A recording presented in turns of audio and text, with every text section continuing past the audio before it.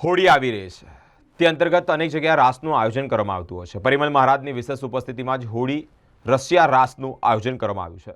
શ્રી ચારગામ વિશા ખડાયાતા વણિક પ્રગતિ trust વડોદરામાં પરિમલ મહારાજની ઉપસ્થિતિમાં હોળી રશિયા રાસ મહોત્સવનું આયોજન કરવામાં આવ્યું, જેમાં સમાજના મહાનુભાવો તેમજ વિવિધ સંસ્થાના આગેવાનો ઉપસ્થિત રહ્યા।